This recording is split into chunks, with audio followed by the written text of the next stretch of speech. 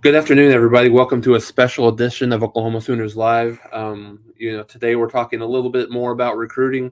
I know in our weekly shows that we have with Mark Rogers and that we usually have a little different theme, right? We talk about recruiting a little bit and some of the commitments and things like that, and then we start moving more towards positional previews and things like that, whatever's kind of going on. So I know that there's a lot of times we don't really talk as much recruiting as maybe you guys would like. So wanted to sit this out here this time to have an hour to just talk about recruiting and recruiting only. Oklahoma has had a dynamic July in terms of everything that they've been able to get in from the recruiting circle and from a commitment perspective, 6 or 7 already that Oklahoma has signed and still looking good here for the last part of July. So we'll stay with you for the next hour or so, maybe a little bit longer, just for those that don't necessarily know me. Again, my name is Jason Ray. You can catch me at JasonRay1 as my Twitter handle. Come follow me, and talk all kinds of whether it's college football, college softball, OU specifically, but more. Then start talking a little bit more about recruiting and things like that as the season gets a little bit closer. Obviously, we'll pivot to a little bit closer to obviously in season type of stuff. Stay with us as the season goes on. Very much like last year, what we did is we'll do a pregame show. Typically a couple 2 or 3 hours before the game starts, and then almost every week we'll basically do the same thing late, a post game show late in the day where we'll kind of talk about that, take some Q&A, and then go forward for that. So that's coming up pretty soon. We are about a month away from kickoff, from week 0, for week 0, I should say, and then obviously about 5 weeks away from Oklahoma's season opener on September 3rd on Owen Field against UTEP for the kickoff of the Brent Venables regime at Oklahoma. So from a recruiting perspective, looking here, so we're counting down here for the next, pretty much the next hour for the announcement of Josiah Wagner. So Josiah Wagner is a 4-star cornerback from Washington, number 25th ranked cornerback in the class, number 212 overall. 5'11", 170 guy. So here's another guy that Oklahoma is in the mix for. That's really kind of outside of that typical recruiting profile in terms of the area that Oklahoma is going to. So you've seen Oklahoma go to more of the Jersey area, and then now here in Washington. And so I think signs look really, really positive for Oklahoma to be able to get Wagner this afternoon. And we'll go through a ton of guys that Oklahoma has targeted, has offered out there, and Oklahoma's in the mix on, and certainly what that decision might look like, who some of those kids are down to, and things like that. So you look at Wagner, and he's going to commit live. I think 5 p.m. Central Time. So it'll probably happen at the tail end of what we're talking through here from this overall 2023 recruiting situation. So another guy later this week on the 27th or the 28th, I can't remember off the top of my head. I believe it's the 28th. Derek LeBlanc, 4-star defensive lineman out of Kissimmee, Florida. Again, another big-time defensive tackle for Oklahoma that they're in on. Number 11 overall, 6'4", 270. He's a guy that probably trends to be more inside. And again, is probably one of the better defensive tackles that Oklahoma has had over the last 5-10 years, maybe one of the better ones since Gerald McCoy. But still is up there in terms of where he could be and where he could really look at in terms of what Oklahoma from a trajectory perspective for Oklahoma. So as we go through here, we'll do a little Q&A. I'll go through just really kind of starting from the beginning, and look at every individual unit for Oklahoma, and then certainly take your questions as they come, and then take them at the end as well. if you had, and anything team related as well. Doesn't necessarily have to be Oklahoma recruiting. Anything specifically that you have, any questions that you have, we'll talk through those. So first question here from Biggie: any word on how summer is going for the Sooners? And so I think Oklahoma's having a really good summer. When you look at everything that's happening on the offensive side of the ball, um, Dylan Gabriel is doing just a wonderful job of leadership, really just in terms of taking that. Obviously, he knows he has the quarterback job. It was Jeff Levy announced that pretty early in the spring that there's not going to be any competition. That Gabriel's our guy, and so he's shown a lot of leadership throughout the summer. He's taken a couple of little retreats with some of with some of the offensive players. One was really kind of an offensive skills retreat. I think the other one is he did one just recently with the offensive linemen. So a lot of leadership, a lot of people looking to him and looking up to him. I think it's really a testament to exactly what he was being able to do in a short period of time at Oklahoma that Venables decided to bring him to Big 12 Media Days for Oklahoma here a couple of weeks ago. So really good things just overall for Oklahoma. Heard a lot of good things. I think you're seeing a lot of guys on the offensive line and then the defensive line. It's a different it's almost a different strategy overall, right? When you look at some of those kids on the offensive line, there's some that were maybe a bit out of shape, not performing obviously at their best. I mean, Oklahoma, kind of got this team over the last couple of years has gotten a little bit of notoriety just in terms of just haven't really lived up to that 2017 2018 offensive line productivity, and then I think a lot of it was related to just the philosophical differences in terms of beating Bo and Benny Wiley from a strength and conditioning. So I think Schmidt being back will be an incredible help for not only the overall team but for the offensive line. So they're having a really good summer. I mean, I certainly anticipate that to be a much improved unit. Same on the defensive line. You've seen some of these kids gain a ton of weight and do a lot of really good things in the summer. Of course, we'll see some of that. We'll see some of more of those things manifest itself early in the fall camp. But I think everything pointing to a great summer. And I think the one thing that's good, I'll knock on wood that you've not heard, if you've not heard of any of these kids, any trouble, anything like that. So really good job. I think they've done a really good job overall. Brantley, thanks for the question. What do you think is the ceiling for PG Adibari? I think so. I think this is a kid. Heard Parker talk a little bit about this. Love this kid's length. Parker Thune, that is. Love this kid's length. I think he has the opportunity to potentially get to a 5-star. He's a 4-star guy right now. He rocketed up the chain. He was the guy that was really unranked, really kind of at the start of this recruiting cycle this year. But had a fantastic season. If he continues to do this, I absolutely think he will be a guy that will absolutely be a tear on this defensive line. A kid that absolutely will, if he comes in and works and does the things that he does have the opportunity to play as a true freshman that next year. I think he'll be that good for Oklahoma. John, what happened to Peyton Kirkland going to Texas? So this one's kind of an interesting deal. This was one of those things where his top five, four of the top five had really kind of backed off away from him.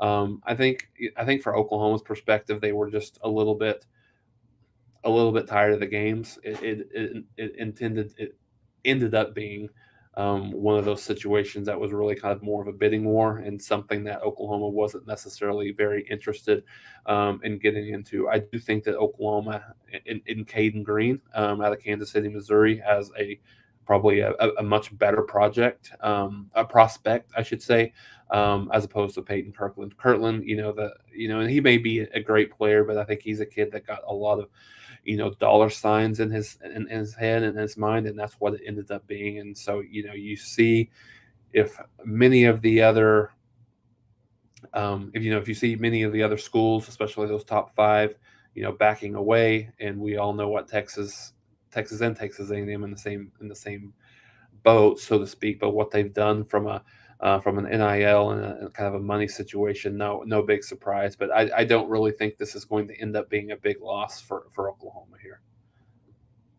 Um, Throwback question, Julian. Thanks for the question. Out of the four Bob Stoops national championship teams, 2000, 2003, 2004, 2008, which guys would I'm sorry, which would you guys would is the best of the? I think which one of those teams was the best of the bunch?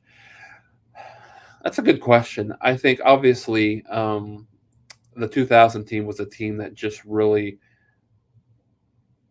gelled together, right? It was just one of those special teams that maybe wasn't necessarily the best teams of these four that you'd mentioned, but I think they played really well together, and they had the benefit that they didn't lose anyone because of injury or anything like that. But for me, I would probably say the 2003 team, at least for me, for a majority of the year, this team was dynamite on both sides of the ball. They struggled a little bit, obviously defensively against Kansas State in that Big 12 championship game, but certainly played well enough against LSU in that game to certainly win to win that national championship. I think if Jason White has a healthy has a healthy arm there and wasn't hurt, kind of at the degree that he was. I think Oklahoma wins that game. It's still very one of those things that kind of me remembering that haunts me is watching him just barely overshoot. I believe it was Kewan Jones in the back of the end zone there late in that game against LSU. But I would say 2000, 2003. I think 2018 maybe was the best offensive team of that, but they didn't quite have enough on the defensive side. And again, another situation where just bad luck hurt Oklahoma, right? With DeMarco Murray being hurt, in the Big 12 championship game over Missouri that year, and just not having that opportunity to play in that was a big difference maker there. Sooner Thrawn, thanks for the question. We're getting, yeah, I think he's all things point to him being a Sooner. I think he will end up being coming to Oklahoma. He'll be the next DB commit for Oklahoma. So no more questions. So let's kind of go through here a little bit, just kind of position by position on where Oklahoma's at. So feel free to answer or ask any questions that you have about a specific positional unit, and where Oklahoma is from that perspective, and kind of where they're going. So I think probably at the quarterback position and the running back position, Oklahoma definitely at the quarterback position. I think Oklahoma's done. I don't think they're going to go. They're going to go any further than what they have. You got a 5-star quarterback, one of the best quarterbacks. I think in the class, certainly Elite 11 winner overall. So I think he's going to be a guy that you kind of continue to build this class around. And then the running back position, fairly similar. I don't think there's not really anyone that I would see that Oklahoma really kind of goes after, outside of what they have, unless you see, some sort of a change of heart and a decommitment. So let's kind of look at the wide receiver area. I think Oklahoma is probably going to end up looking at a couple of guys from a wide receiver perspective, and then we'll go through offensive side. Then we'll take a break to kind of answer some questions, any thoughts that you guys have, and then we'll move back over to the defensive side of the ball. So I think, first and foremost, when you look at the wide receiver position, I think Anthony Evans is a guy that's kind of maybe trending a little bit Oklahoma's way. I think he's probably, from everything that I've heard, he's probably an August commitment guy. 4-star wide receiver from Converse, Texas, 5'11", 185. He was probably a little bit on the edge of a 3 to a 4-star. So he's a kid that has good length. I think he'll have an opportunity. Not specifically from a height perspective, but long arms. I think he's a guy that Oklahoma likes, and there's obviously mutual interest there. And I think probably lends towards that's Oklahoma's probably next Would be surprised right now the way things are trending that if he doesn't come to Oklahoma. And then you go to Harrison Pilot, another four-star wide receiver out of Temple, Texas. Fairly similar in terms of the stature, 6 foot 190. He's a guy that Oklahoma's been in on. I think there's a little bit of thoughts, just from a 247 composite perspective, more of kind of an athlete ranking. But I think obviously he trends to the wide receiver position as well. So, and then another guy that Oklahoma's in on is Caden Lee, 3-star wide receiver from Kennesaw, Georgia. Again, as you can see with all of these three kids, with Evans, Harrison Pilot, and Lee, they've got three kids that are very similar just in terms of stature, just in terms of what they bring to the table, all around that 5'11", 6 foot range, 175 to 190 area for Oklahoma. I think, like I said, I think Oklahoma maybe take a couple here, one or two, kind of depending on what that looks like. And then the next kid is more of he's a little bit of a tweener. You can see him as being kind of a wide receiver, but his body may lend itself to becoming more of a tight end, more of a kind of a Mark Andrews, Calcaterra type of player. So 4-star guy. This is a guy that he's not going to announce his commitment until October. I think mid to late October. So I think this is a kid that just kind of looking to see how things go throughout the year. Obviously, this guy's a Lincoln, Nebraska kid, so those kids, even with the struggle that Nebraska has had over the last few years, just not as good. I think this Oklahoma Nebraska game could be big. I'm not saying that game specifically is going to tell the tale, so to speak, in terms of if Oklahoma will get his services or not. But I think the longer this goes, I think Oklahoma has a pretty good shot with him. Number seven overall athlete in the country, 6'5", 190, has incredible height. So that's one to watch out for. Obviously, something that's going to linger a little bit into the season. Not anything, in terms of a recent, or in terms of something that's going to happen here pretty soon. But I think certainly something to keep your eye on for Oklahoma, and certainly that battle between Oklahoma and Nebraska, which is what it looks like right now. And then the other tight end, I think Oklahoma's probably looking at one of these guys. So a combination, probably 3 or 4 wide receiver tight ends, and you got 5 or 6 targets here. So you've got Jackson McGowan, who's actually a commitment from at the University of Cincinnati right now. So Oklahoma's still working on him, getting in there, trying to get that flip. 3-star tight end from Miamisburg, Ohio, number 35 tight end, ranked in a 247 composite. Really, really good size that you like. 6'4", 208. Probably could add some pounds to that frame where he's at, but you got to like that size. And then you look the last kind of area on the offensive line. Oklahoma's pretty set.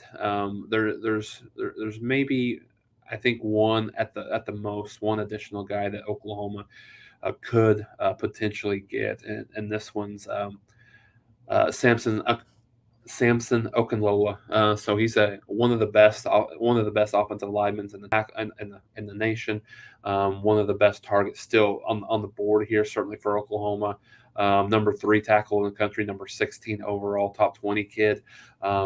He's a guy that is probably that might be trending a little bit towards maybe in Miami right now, but I think he's also a guy that Oklahoma's in on, and certainly, if that interest is mutual, a guy that Oklahoma will obviously take a look at as well. So I'll kind of go back over to the comments here.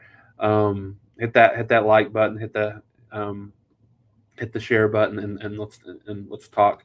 Get some more people in here. We have almost 100 people in here, so this is really, really good to see. This many people in here. So great to see everybody. So first question here from Poor Boy: do you think OU will have another Heisman winner in the next 3 years? I think that's an interesting question. Poor Boy. I mean, one of the things, it's not necessarily a correlation, but Teddy Lehman the other day felt confident enough to tweet out that that he felt like Oklahoma was going to win a national championship within the next 3 years. I think for me, I would prefer to see a national championship versus a Heisman.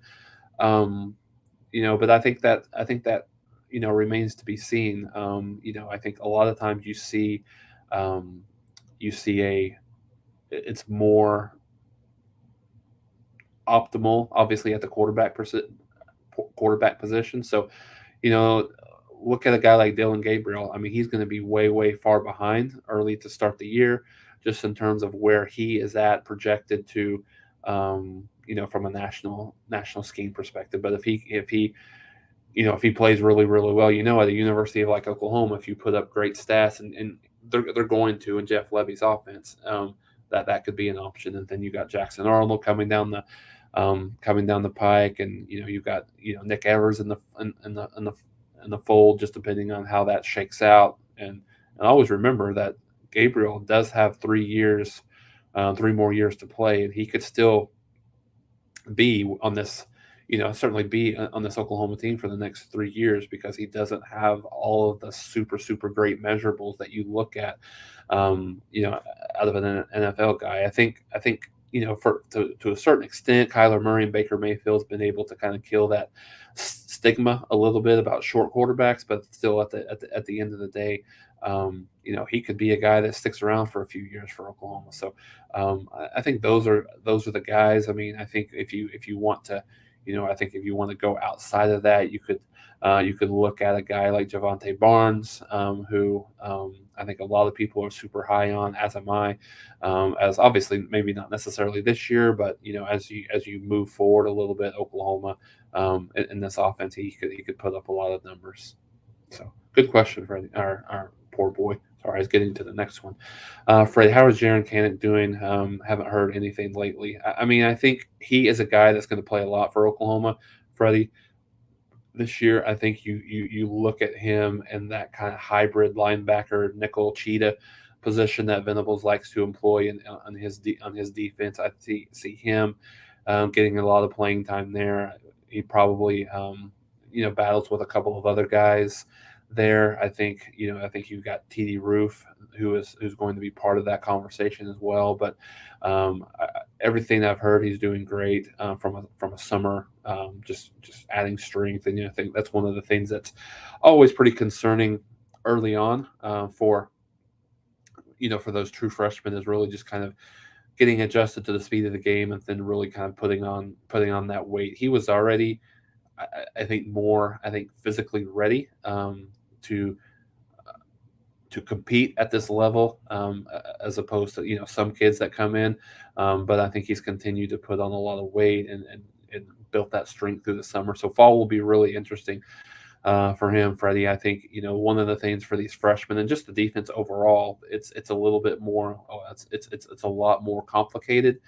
And maybe not necessarily complicated being the right word, but I think more so it is really a situation where it's more in depth than what Oklahoma's defense has had before. I think when you look at whether it's the defensive line calls or whether it's the total defensive calls. I mean, I think everything that I've heard is Oklahoma had somewhere in the neighborhood of 30 overall play calls that they would have in any certain situation, which is the entire playbook under Grinch. And I think it's probably at least double that, maybe 2.5 times that with Venables. So there's a lot of learning that has to go into everything early on, I think. And so and for some of those kids that are true freshmen and maybe not necessarily true freshmen, but even redshirt freshmen or new kids into the program, learning that defense and understanding, a lot of times when you're learning, you play a little bit slower. So if he's able to play fast, he has a good, has a good idea of what that defense really kind of looks like, and has a really good, just a really good feeling for that. So I think he definitely has an opportunity to will play immediately in some capacity or another. So Biggie, yep, good point. So actually had a conversation with this and some of the people that I talked to as well. I think LeBlanc had been Fong to Florida for quite a while, and that was actually flipped this morning. So it's absolutely an Oklahoma and Florida battle. If you follow Derek, if you follow his dad Ricardo at all on social media, they are incredibly supportive of Oklahoma. It's almost all Oklahoma. So I would be extremely surprised if that commitment later this week doesn't go Oklahoma's way. Um, so yeah, don't I wouldn't. Not to say, I mean, you never worry in a recruiting game, but I think this is a big commitment for Oklahoma, right? He's another kid that, um, again, kind of a show it situation for Oklahoma. Brent Venables and staff has done just a tremendous job on the recruiting circle, given the fact that he's a first year head coach, and there's no, he hasn't proven anything, so to speak, yet on the field. And what happens when this defense starts to play a lot better? What happens when this defense, overall, the team plays well? And so you're seeing a lot of just excellent recruiting here in the month of July.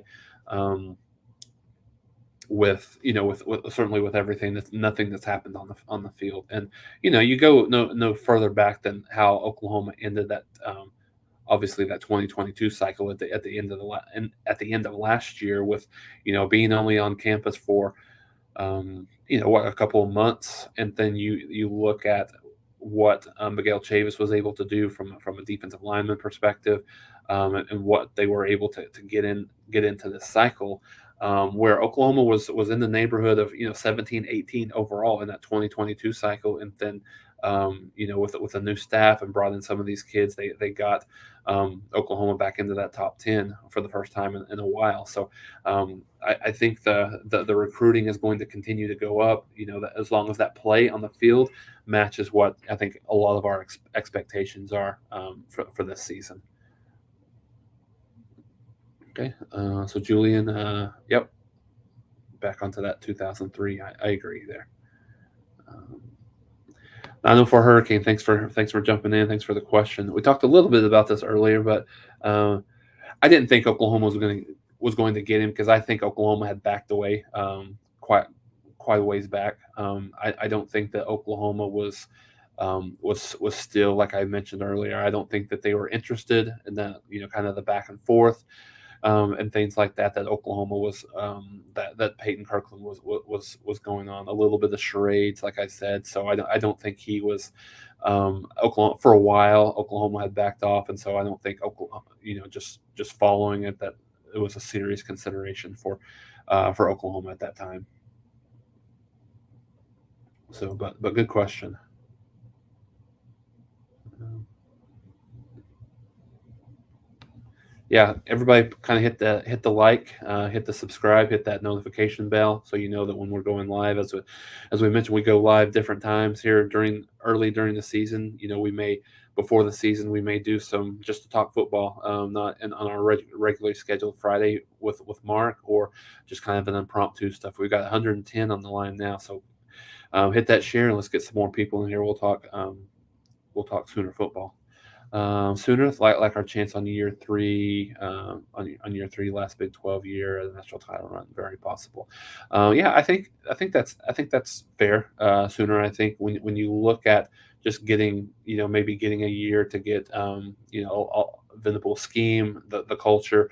I think that Oklahoma's going to surprise a lot of people. I think nationally, I think there's this assumption that I think Oklahoma is putting this with a chip, is coming into fall camp with a chip on their shoulder, that, um, no Lincoln Riley, no Caleb Williams, Oklahoma's not going to have a very good offense. So I think offensively they got an incredible chip on their shoulder, and I think this offense will end up being just as good, if not better, than what last year's was. Because remember, last year was probably statistically the worst, Oklahoma offense that they've had under Riley since he's been head coach, obviously since 2017. And so, I think Oklahoma has the ability to certainly match what they had last year, but I think they will. It'll look different, right? I mean, I think this team will look a lot different. I think you're going to see the team run the ball a lot more. There's not as much, I think, finesse, so to speak, with that. With the counter plays and stuff like that. You have more of a kind of an inside zone scheme with Jeff Levy, and I think, You're going to see the offensive line play at a different level. I think the one thing that I've said a couple of times, and really that's been said nationally, or I mean locally, I should say, is I think the thing that a lot of people miss with Jeff Lebby being here is he's an offensive lineman by heart. He was offensive lineman, when he signed to Oklahoma.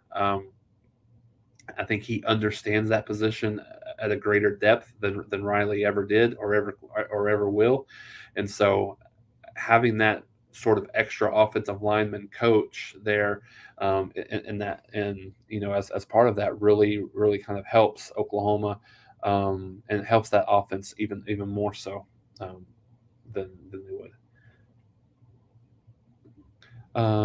Robert, thanks for the question here. Junior college recruiting versus transfer portal. OU great success in the past.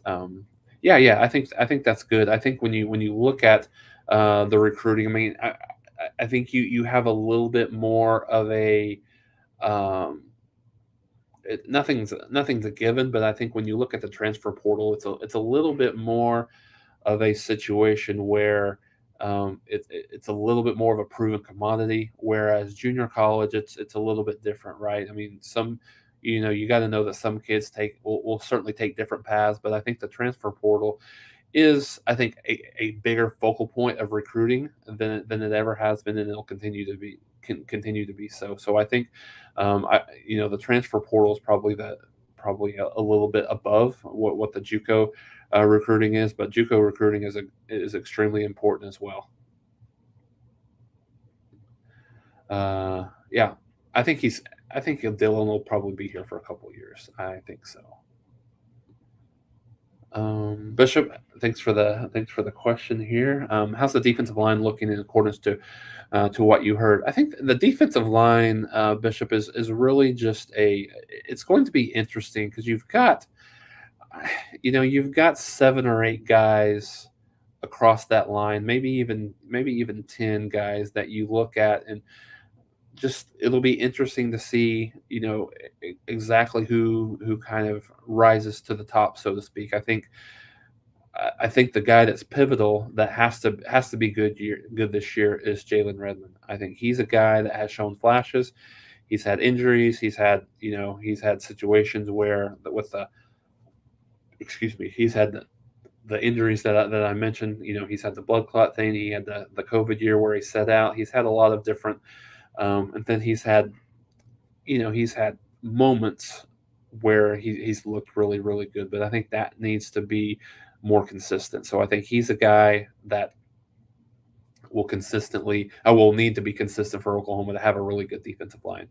You've got Ethan Downs that I think he is headed for a monster year this year for Oklahoma. I think he will be a really, really good, maybe possibly an all Big 12 selection. Maybe not necessarily first team, but in the mix for that all Big 12 selection. He's added tons of. He's got an incredible motor. He's had tons of weight to where he was. I was just watching a clip earlier today of him in spring practice versus where he was last year, and it was night and day. And where he has, and he undoubtedly have built in some of that stuff as well. And so so you've got those two. I think are probably your two best defensive linemen. But then you've got the new guys, Jeffrey Johnson from Tulane, Jonah Lualala. I think I mispronounced that, but from Hawaii. And then you've got those two guys. Interesting to see just on that last from a transfer portal perspective. And then you've got a couple of guys. You got Marcus Stripling that played really, really well in the spring. He played really well in that the bowl game against Oregon. That was one of the best defenders in the spring. Then you look at what he'll be able to do during the summer. So he's a guy that I think there's a lot of high hopes for him. Really coming off that edge. You've got Clayton Smith. Is he a guy that's going to be able to put it together? Does he? Very, very highly recruited, highly regarded. Thought he might have an opportunity to play last year, never put it together. Played a little bit in the spring. Nothing. He didn't show any big time flashes. So then you got Reggie Grimes. You've got some more from a defensive end perspective. Then you got some more guys. Inside you've got Kelly. You've got Isaiah Coe. Jordan Kelly, I should say. You've got Isaiah Coe, you've got Brendan Walker, you've got a lot of guys that are in there in the mix that have an opportunity to. So I think the competition will be fierce there, and I think it's good. There's a level of trust that I have with Todd Bates, with Miguel Chavis, with Brent Venables that this is going to be a good, despite the losses. I think a good defensive line and possibly a better defensive line than what Oklahoma had last year overall. But good question. I'd love to see the Canes and the national champions. Miami. I mean, I know a lot of Oklahoma people don't necessarily love Miami. I'm one of them, but I think Cristobal is going to do a fantastic job there. He's already done a great job on the recruiting trail, and so excuse me, just kind of building his culture, building his team, and so I think North Carolina. I'm sorry. I saw the NC and said North Carolina. I think Miami has an opportunity um, to be really good, without a doubt. Brentley, biggest coaching hire for OU, Levy or Smitty? That's a very good question. I think for different reasons, it's hard to get an answer there. I mean, both are guys that have been have a lot of familiarity with the program. Being obviously Smitty being here at Oklahoma for as long as he was under Bob, um, and then Levy being part of the program, being a grad assistant. So both of them are Oklahoma guys, so to speak. I think I would probably just very very slightly lean towards Levy. I think Levy brings a lot more. I think a lot more versatility, a lot different style of play that has been extremely successful everywhere he's been. But I think for different reasons, I think Schmitty was just as maybe more valuable. If I could say Smitty was more valuable and maybe the bigger hire was Levy, because it was getting to the point. I mean, we saw this last year. It's been a very consistent over the last couple of years with the, kind of the Speed D moniker that Grinch brought to the table. But then, more specifically, Oklahoma was getting dominated up front on both lines of scrimmage, and I think bringing that strength, bringing that toughness, bringing that just bringing that mentality, I think is going to be big for this team overall in 2022 and beyond. Let's see. Just looking through any questions we have here. Let's see.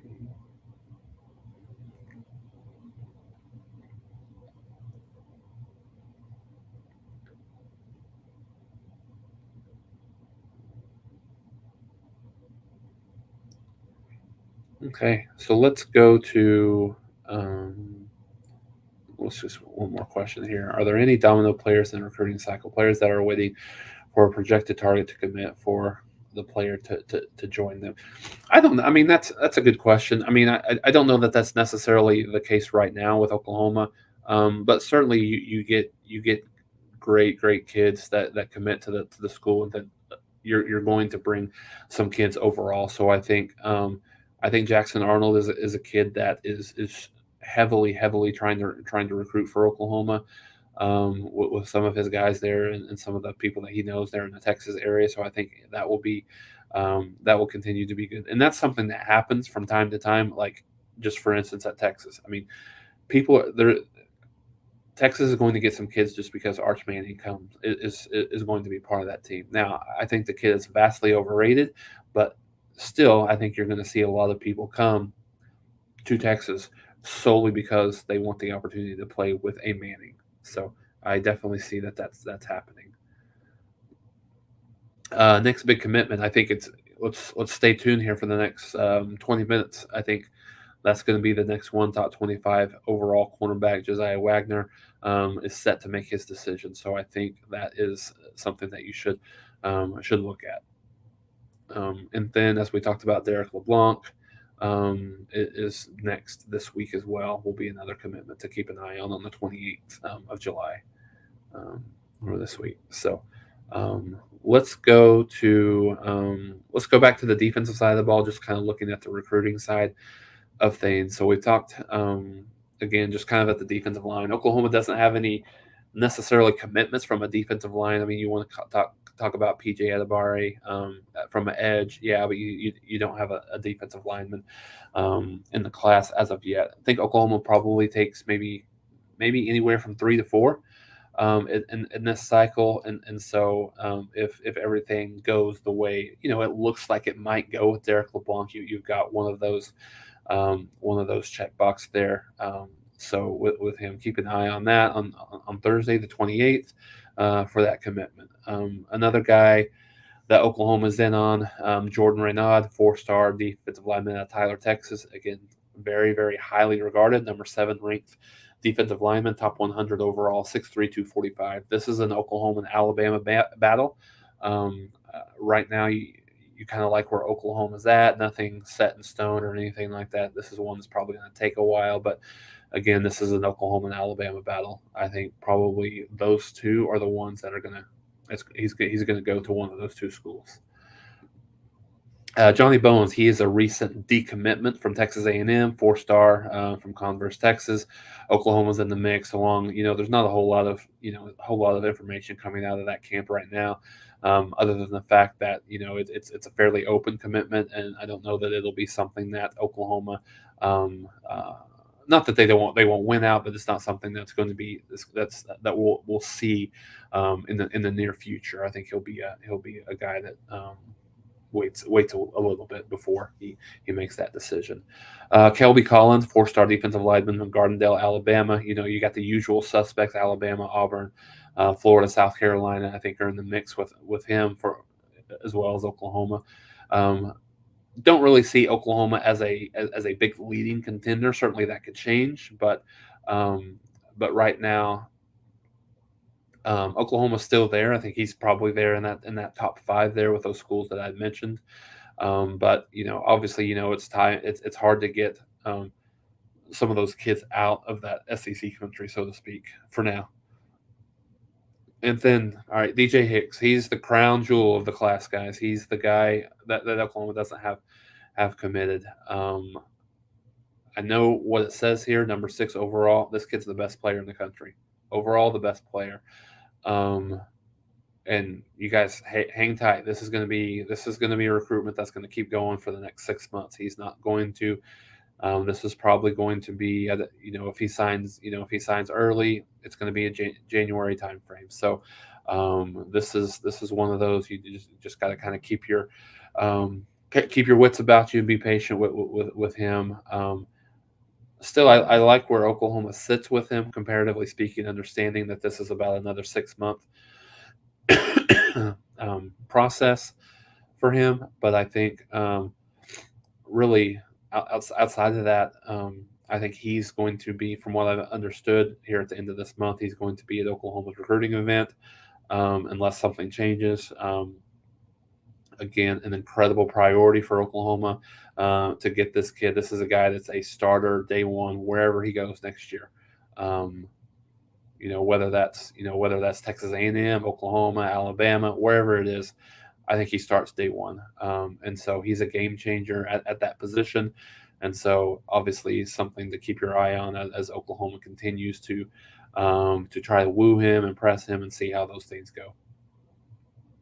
A few more defensive linemen here that Oklahoma's still in on. Edric Hill, 4-star defensive lineman, Kansas City, Missouri, same high school, I believe, of the recent offensive lineman, Caden Green, commitments from North Kansas City, Missouri, number 28 defensive line. Again, this looks like on the surface right now probably an Oklahoma Alabama competition, but we'll see how that works out. I think that's probably the two where he's most comfortable with from a relationship perspective, and where it looks like he's probably going. Cade McDonald, again, he's another guy. I know that there was a couple of questions about him. Yeah, Oklahoma's still recruiting him. Again, SEC country, 4-star defensive line. You got to like the size. Interior at a 6'3", 310. He's a guy that can obviously plug the middle and be really a great, another really good defensive lineman. Amari Washington, 4-star from Chandler, Arizona. And I think the one thing that you can see consistently across the board is, the level of talent that Oklahoma has here that they are recruiting at the defensive line. It's consistently top. All of these guys that I've mentioned are mostly top 30, top 40 defensive linemen in the country, and a lot of them are top 10 that Oklahoma's either in on or are very much, in the final, 2, 3, 4, 5, wherever you're seeing it at this point, based on the progression of where they are in the cycle. And so another guy, Tassili Akana, is a guy that Oklahoma desperately, desperately wants. This is a guy that heard Parker talk about this a couple of times, where a guy that Venables kind of circles maybe one or two individual kids, and he throws a ton of his weight around that, and Akana is the guy, and so I think things are trending in a very, very positive way for Oklahoma. I think Oklahoma gets him again, one of the best edge guys in the country, number 8 overall, top 100 overall kid, 6'4", 225. He's got great length. So he's a guy that Oklahoma. I think Oklahoma should feel good about where they're at with Akana. I think he's a guy. He will ultimately. I would be surprised if he doesn't commit to Oklahoma. Again, at the edge, Colton Vasek, 4-star out of enemy territory, Austin, Texas. Again, really, really good size, 6'6", 225.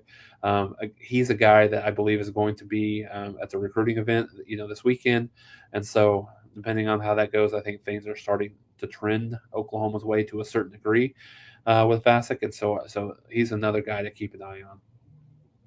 And then we kind of finish it out at the kind of the defensive backfield.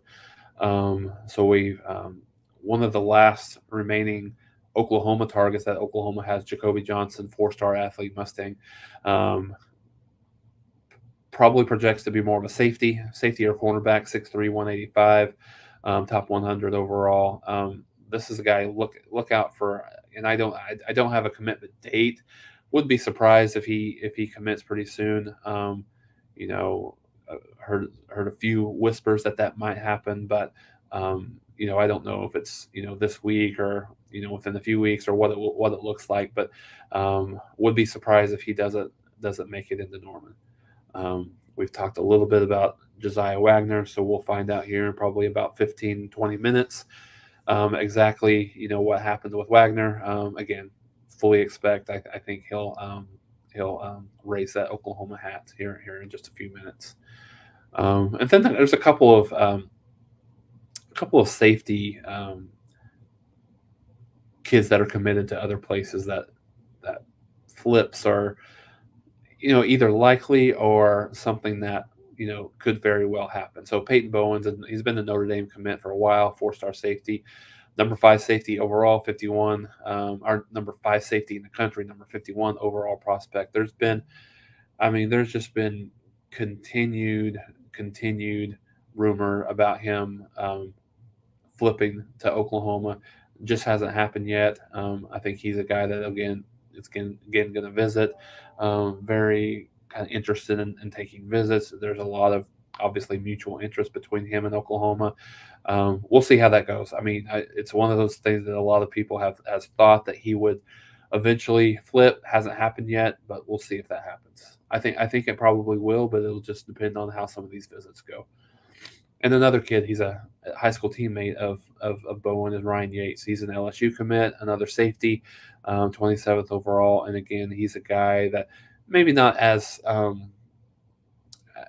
much as Bowen, but Oklahoma's is really kind of in on there, kind of wedging their foot in the door, so to speak, with that. And then the last two guys that I'll talk about here from defensive backfield, Makari Vickers from Tallahassee, Florida, number 6 ranked safety, number 79 overall. Over the last couple of weeks, he's released his top 3s: Oklahoma, Michigan, and Alabama. Again, there's about 3 or 4 of these kids on the defensive side that's really between Oklahoma and Alabama, and who wins out. Really, I'm starting to like a lot more where Oklahoma fits with Vickers. I think I think Oklahoma leads here. He doesn't have a commitment date to my knowledge at this point, but I think signs are starting to point in a very positive direction for Vickers in Oklahoma. And then the last guy is Ben Minich from Westchester, Ohio.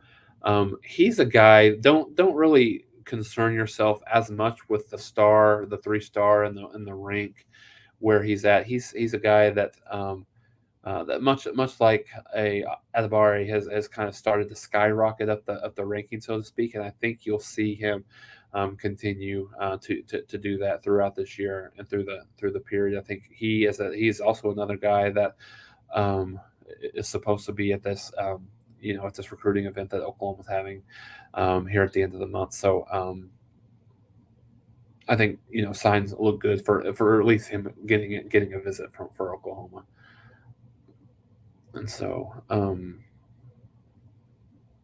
those are kind of some of the targets that are some of the offers where Oklahoma's at, and some of those guys. So let's kind of talk through any questions that any guy had. So Matt Bingham, no commit yet. It's supposed to happen at around 5 p.m. So that's about 10 minutes from now. It'll be, typically it happens 10 or 15, maybe minutes past the hour after they do their intros and things like that. So we'll keep an eye on that here. We'll keep it here live until that happens. But signs point good to him committing to Oklahoma. Freddie, good. Another question. Do you have any Schmitty stories so far? I haven't really. I've seen some tweets out from players, like anecdotally, not necessarily any like specific stories, so to speak. But I think the kids have embraced this. I think the kids know what has weren't super happy with what's happened in the past, in terms of what the workout regimen looks like, and so I think the kids really embrace that. Yeah, I mean I think what they've got in the summer was nowhere near what they got in the spring. I think it was a little bit of baptism by fire here in the summer, but no stories. I think I've heard some guys talking about how Smitty's killing them, but no specific stories. But I think it's all been positive from what I've heard. Good question. Quiet. How do you feel about Marcus Major? So I think Major is a guy who's going to be in the mix, right? So I think you've got Oklahoma this year with about 5 or 6 kids that's probably in the mix that has an opportunity, for some playing time. I mean, you've got Eric Gray, I think, coming into fall camp. That's at the top of the list, right? But then I think you got guys like Javante Barnes that played really well in the spring. One of the best running back commits in the entire 2022 cycle, who had, like I said, that opportunity to play in the spring, which was really beneficial. Um, and then you got Tawi Walker that played a little bit. Then you got Marcus Major, who really hasn't just been able to completely put it together. Was a little bit banged up in the spring. Didn't get much opportunity to play, particularly in the spring game. Um, um, and then you got the new transfer in from USC that's walking on. And so you've got to, and then you don't want to forget about Gavin Salchuk that has come in here in the summer. So I think you've got really healthy competition there at the running back position. I think you've got a lot of guys that complement each other, really well. You've got Gray, who's probably not the best between the tackles runner, but he's the best probably out of the backfield. So I think Levy gets him more opportunities to catch the ball out of the backfield. So, but I think Marcus Major has an opportunity. He'll get some carries in Levy's offense. He likes, to run 3, 4, 5 kids, get a decent amount of carries. I think they averaged about 54 carries per game last year. Obviously, some of those come from the quarterback at Matt Corral because he was a little bit more of a dual threat than probably what Dylan Gabriel will be asked to do. So I think you get a little bit more opportunities from a running back perspective. But yeah, I think that's something that absolutely you'll see. That you'll see Marcus Major in that mix, and I think that's the one thing that's very interesting in terms of what looks different from last year to this year, right? Is you had Eric Gray and Kennedy Brooks was as the only two scholarship running backs, and so you knew it was going to be those two guys that were going to get the most of the carries. And like I said, now you've got 6 or 8 guys that honestly have an opportunity to carry the rock. So I think much more it'll be much more of a competitive room, excuse me, than you've seen in the past. So yeah, no, but I like Marcus Major. I think he'll be part of um, the conversation for sure within that too deep and in getting on the field. Absolutely. Michael Campbell, are we still Oklahoma fans? Peyton Bowen clickbait flipping from Notre Dame. No, name the source. And I think it's just been there a lot, Michael. And I'm not sure if you're a Notre Dame fan. It looks like you probably are, but I think absolutely you just continue to hear that um, over and over again that he's rumored to be flipped, and this is from kind of recruiting insiders and things like that. So, and it may not happen, but I still think there's still a lot of noise around that happening. So we'll see. It'll be something to keep an eye on for sure. Matt, I think OU gets LeBlanc, PJ, Vassick, Hill, Hicks on the D line. Am I crazy to think that's realistic? Or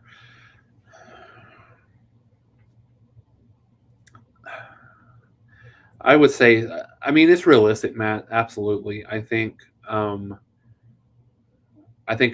mean, Adebare is already in the mix, so obviously you got him. I think Oklahoma gets LeBlanc. So you've got two of your 5 there. So you've got Edric Hill, who's really, as I mentioned previously, um, between Oklahoma and Alabama. So 50-50 shot. I think um, it's realistic. I think obviously the biggest one is Hicks, whether he comes to Oklahoma as well. So um, I don't know. I mean, it's hard to say. It's so far down the line with Hicks on where that recruitment could go, Matt. But I think it's potentially realistic for Oklahoma to get all those guys without a doubt. With two of the 5 potentially being already in the fold by the end of this week. Let's see. So what question? OUDNA. Another may have answered this just a little bit, but outlook on playing time for Gavin Sawchuk this season. I've heard a lot of really, really good things from him in the summer.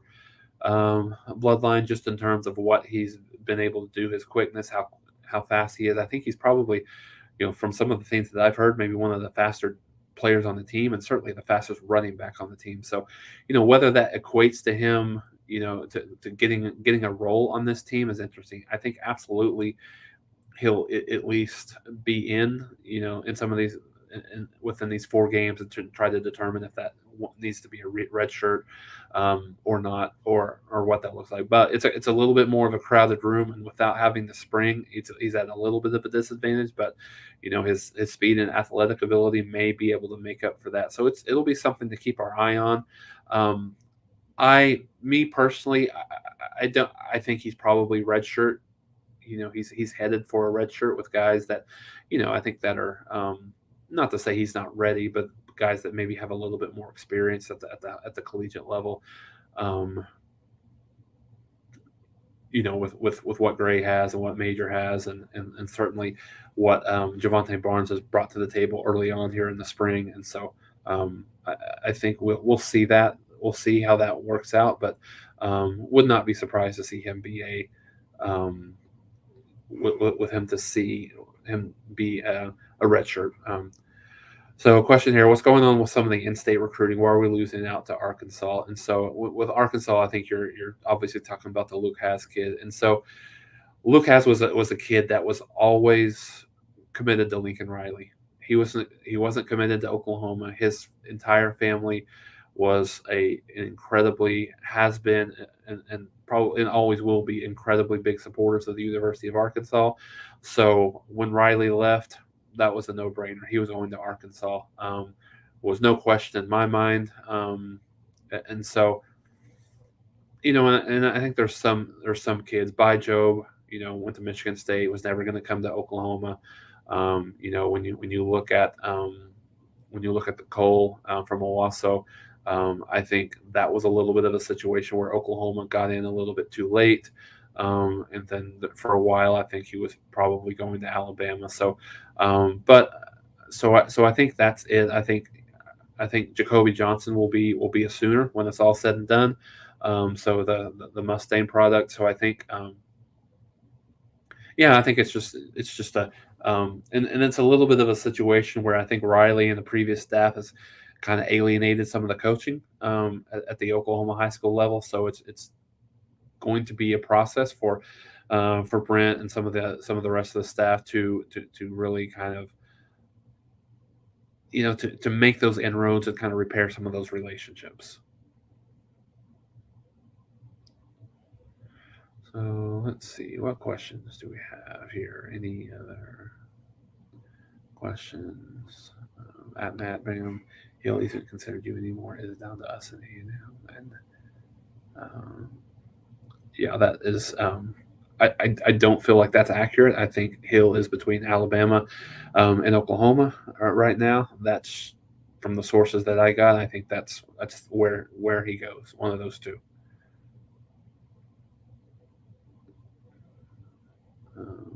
Okay, just talking about the OU, Alabama, Texas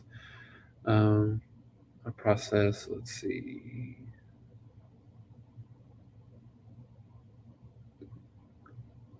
Yeah, agree there, Matt. I think it's.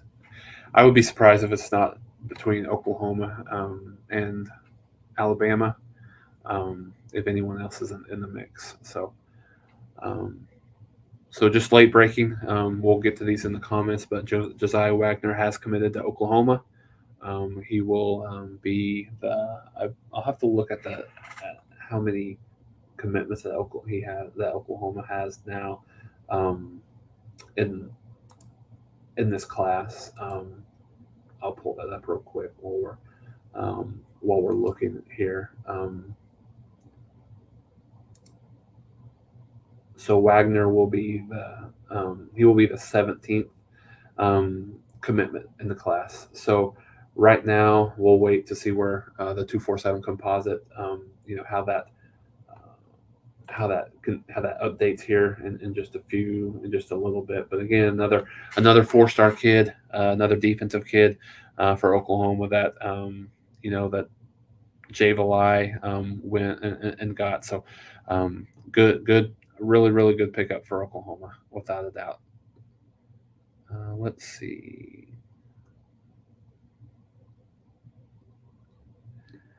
Matt down to OU and A&M. I don't know that I would. I mean, I partially agree. I don't know that he's necessarily down to OU and A&M at this point. I think it's such a wide open recruitment for him. I think those are certainly two of the leaders without a doubt. But I don't know that I would say it's just completely down to them at this point. So we'll see. We'll see how that continues to progress here throughout the season.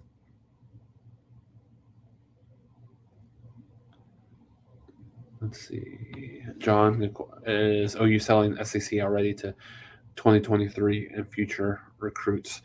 I don't think so. Specifically from a time perspective, obviously, I think OU is selling the SEC to the future recruits, but I don't know that they're necessarily selling the year because I don't know that none of these coaches and staff probably know right now.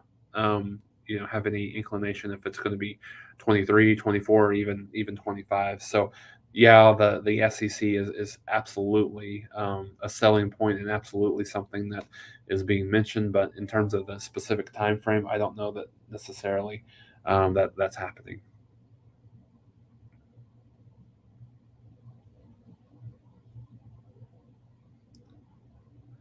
So let's see. Let's see if there's any more questions here in the group. A little bit of discussion between Edric Hill, whether he's from everything that I've heard, I'm hearing that he is absolutely still has Oklahoma interested. Um, is very interested in Oklahoma, and I think it's Oklahoma and Alabama until I hear differently. Chris, we've actually got 160 in the chat. It'd be awesome here in the off season to get close to 120 or close to 200. So just if you guys got any questions, and it doesn't even have to be about recruiting or any comments, we'll talk through it. Um,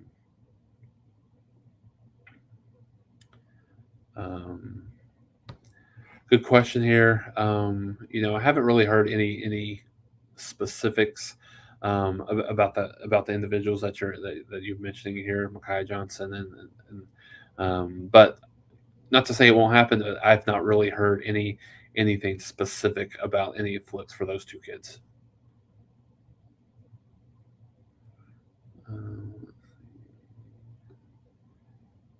Couple predictions already here. I like that. KSU. I think so. The one thing, when you look at the this team and this conference this year, and I think Kansas State is going to be a big player in the conference. I think they are going to be a much improved team in 2022, and so it'll be interesting to see um, how much improved they are. What do they get from Adrian Martinez, a quarterback coming over from Nebraska, and everything. And so it'll be interesting to see as the way that goes. Yeah, that's kind of funny when you were talking about, man. I thought that possibly was Anthony Hill that he was talking about, but no, we're talking about Edric Hill, the defensive tackle.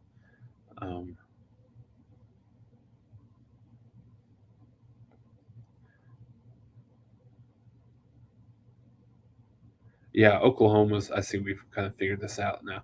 Yeah, Oklahoma's not in the mix for and um, and Anthony Hill is absolutely. I think he's going to Texas. Yeah, I think we'll um, we'll agree with that without a doubt. Or I will at least. I think he's very much going to Oklahoma. Cam, what's up? Thanks for joining the chat. Good to see you as always.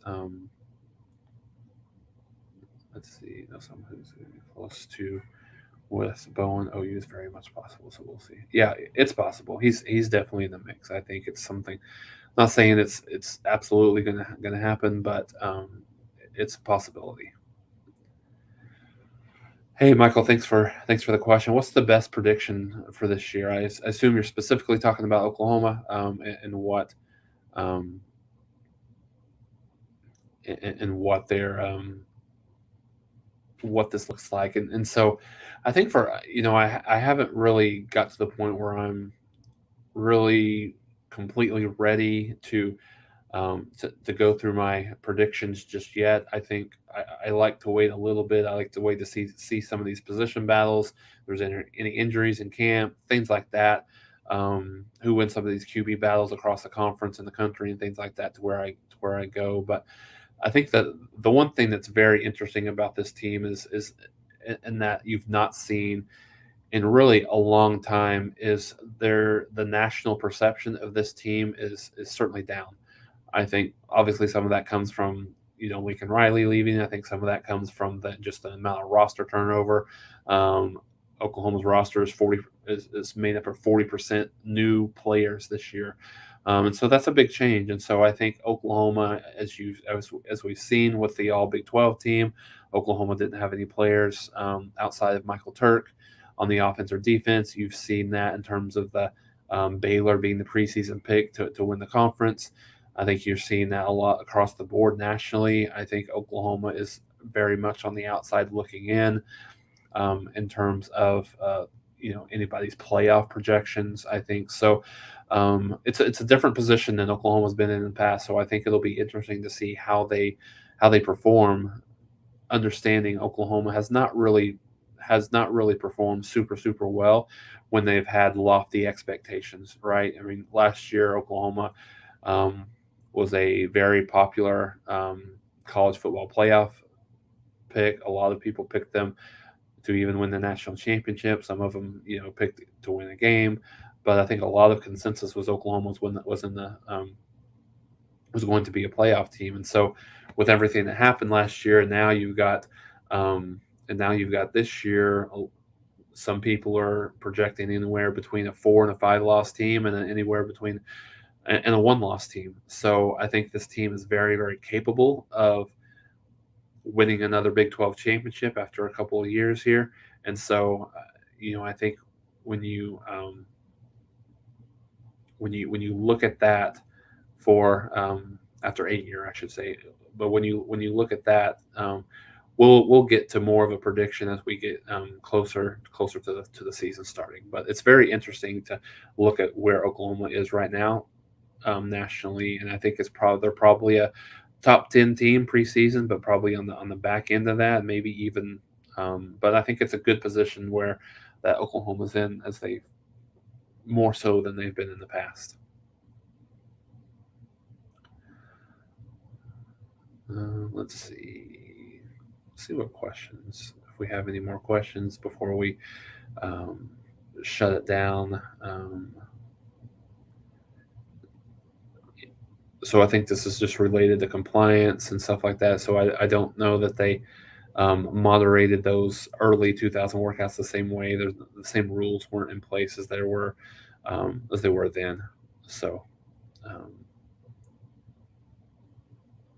so let's see. Hey, thanks for the cash there. I appreciate it. Yeah, again, just answering that question. There's not anything specifically that I've heard, really, just in terms of those flips. But we'll keep an ear to the ground to see if I hear anything, but nothing yet. Let's see.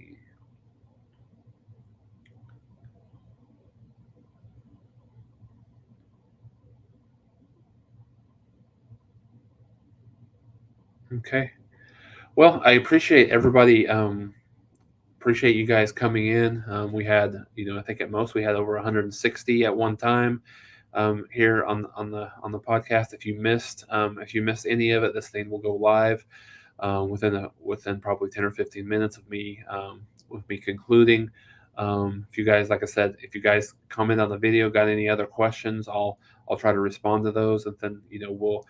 Just looking at that, we'll go live again on Friday, talking about, obviously we'll have more. We'll be able to kind of talk about the LeBlanc recruitment and his decision that happens on Thursday, and if there's any potential other, whether it's a flip or a commitment or anything that happens later in the week, could possibly happen, and then we'll go more into we're doing our positional unit breakdown and things like that. So we're going to the linebackers there, and then then the following week we'll go to safety, or just the defensive backs just in general. And then we'll start getting into some of our conference predictions, and looking at the schedule and season predictions as well. A lot of good stuff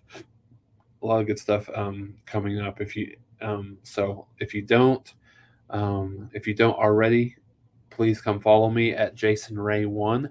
That's my Twitter handle, and I'll give you guys a follow back, especially as we get into the football season here. Really excited to get going. Like I said, we've got about a month until we get started, but really the whole month of August is good. I think Oklahoma's probably going to start camp around August 4th, from everything that I've heard. And then you got a lot of preseason NFL stuff, if you like that, high school football stuff going on. So a lot of things to be excited about. If you're an Oklahoma fan, or just a college football fan, or just a football fan, just in general. So keep it here. We'll have you updated. And like I said, don't forget to hit the like, subscribe, hit that notification bell, so you know when we go live. Sometimes it's a little different. We have to switch schedules from time to time. So and then I'll have my partner in crime back here, Mark, on Friday at 11:30 Central, and then we'll get rocking and rolling again. Thanks, everybody. God bless, and Boomer Sooner.